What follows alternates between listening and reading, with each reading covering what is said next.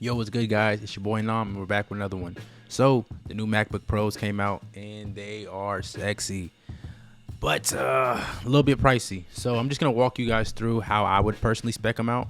I am not a rich YouTuber yet, so I can't afford to just go ahead and buy it whenever it comes out. I'm gonna wait until a few more reviews come out, but right now, this is the spec that I'm looking at. So, let's go ahead and hop over to the computer. Personally, I am looking at the 16-inch because I already had a 13-inch, and that form factor, even if the screen was a little bit bigger, was a little bit small for me. So I'd rather just go for the 16-inch. And I'm also looking to use this as my main computer. So even whenever I am away from my entire desk setup, I still want to be able to have decent real estate or screen real estate.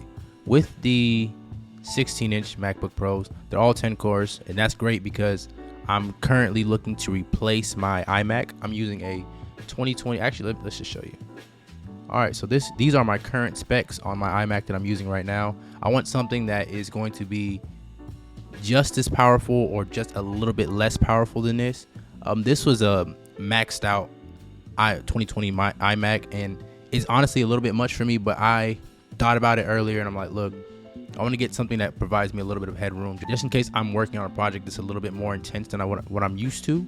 I don't want to have to be bottlenecked by my equipment ever. That's kind of my entire motto when it comes to buying tech. Sometimes I do spend a little bit more money on things that I may not need just because I like headroom. I don't ever want to feel restrained by my equipment, like, oh, I can't do that, or it's going to take me a little bit longer than necessary to do that because I don't have the proper equipment. I'd rather spend a little bit more just for peace of mind of knowing that if I do have to take on certain projects, or I do have a lot on my plate that I need to get exported fast, I can do that. So that's not necessarily the best mindset for everyone, but that's just how I look at it. So let's get back to the computer. All right, so like I was saying, I want something that's going to be fairly close to what I got right now.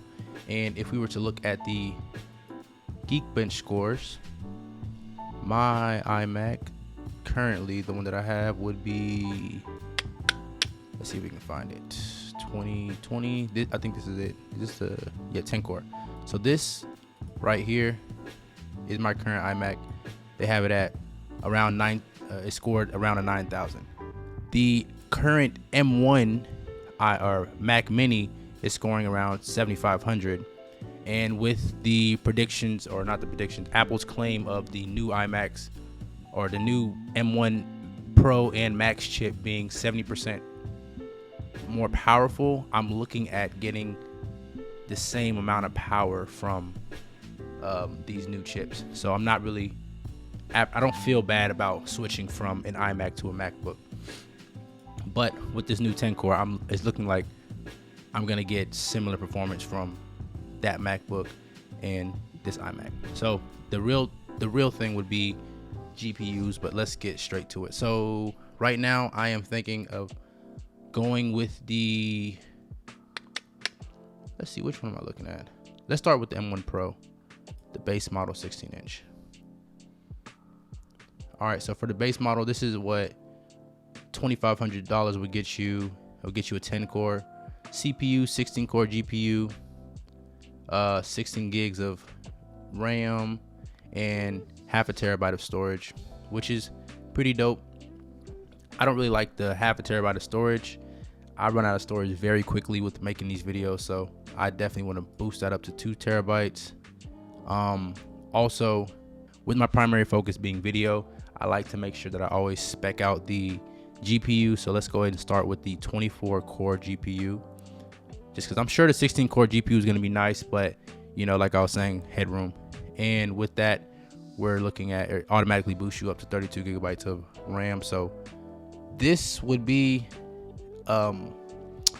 my ideal setup, like if I was to really just get as much as I think I need, and I think this would be a pretty dope product for me. But the price is super steep, looking at $3,700. All right, so this is pretty much what I would get. I'd get the 10 core CPU, 24 with the 24 core GPU, 32 gigs of RAM, just because I don't want to limit myself to just 16, because 16 is probably good enough, but that's if I'm only using one application at a time. Most likely if I'm only using one application at a time. But if I want to open up Final Cut and have Photoshop in the background or Lightroom or something, then, you know what I'm saying, it starts to slow down. Because even with this iMac, if I open up Final Cut and Photoshop, things get a little bit shaky. And I have 72 gigs of RAM in here. But yeah, so I want to make sure that I'm getting just enough, you know. So yeah, so I said 10 core CPU, 24 core GPU, 32 gigs of RAM, 2 terabytes of storage. I'm not gonna lie to you, whenever I first bought this iMac, I was a little bit shaky. I'm like, 2 terabytes sounds like a lot of storage, but it's honestly perfect, because with all of the files that I was running through and all the videos that I was making, things started to pile up really quickly. And I like to keep enough of my files on my actual computer, so I don't have to go digging through hard drives to find out where that one piece is. So like, it's nice to be able to have a lot stored on your computer, and then periodically you wipe that out to create more space. And I don't know, I just feel like 2 terabytes gives you a lot of working room. So you can have literally a terabyte of material and then a terabyte of headroom to actually create your content. So that's why I always opt for 2 terabytes. Anything more is cherries on top, you know what I'm saying? I think 2 terabytes is perfect, at least for someone who's really heavy into video shooting 4K files. Let's see what else. So okay, that's pretty much it. The only thing about my entire experience, just trying to see what I would kit out for my future MacBook Pro, was just this $200 difference. You know, I'm already spending $3,700. You literally spend $200 more and get a 10 core CPU, which is probably great. A 32 core GPU though, that's crazy. That's crazy. Like, I wouldn't even need it, but it's like, it's $200. You know what I'm saying? If you really if you really think about it, it's like, that's like 2 keyboards. You know what I'm saying? That's like a USB dongle, not a dongle, but like a hub. You know what I'm saying? Like, it's not like it's cheap. It's not chump change, but you're already spending $3,700. What's an extra 2? You know what I'm saying? So that's kind of that's gonna be a game day decision if I spend that extra 2 or not. But yeah, so this right here is perfect. I think this is the perfect setup for just about anyone who's into videography and creating a lot of content. This is probably overkill, but like I said, headroom. But if we were to go to that 32 core GPU, we're looking at damn near $4,000, which is crazy. But you know, whenever you are doing this professionally or trying to make money with this, you want to make sure you have proper equipment. And I'm sure you could probably get away with the base model, but you know what I'm saying, why would we do that? What's the point? All right, so before we do end the video, I just want to remind you guys who are in school to make sure that you're shopping through Apple their education store. So you scroll all the way down and you go down to not shop for business. Where is it at? Shop for college. Hit that right there. Get this MacBook out. Let's go 16-inch. Scroll down. I think this is the one that we picked out. We just upgraded a few things. 24 core GPU, 32 gigs of RAM, 2 terabytes of storage. We're looking at $3,400. Not cheap, but it's a little bit cheaper. Let's actually find out how much it is. Okay, so $3,400 versus $3,700 through the regular store. That's $300 difference. And honestly, I was just talking about potentially getting, or $200 not being much, but it is well worth saving the $300 if you don't have to spend it. You know what I'm saying? So yeah, if you are going to be picking this up for school, or if you're still in school, or if you're not, I don't know, don't tell them I sent you.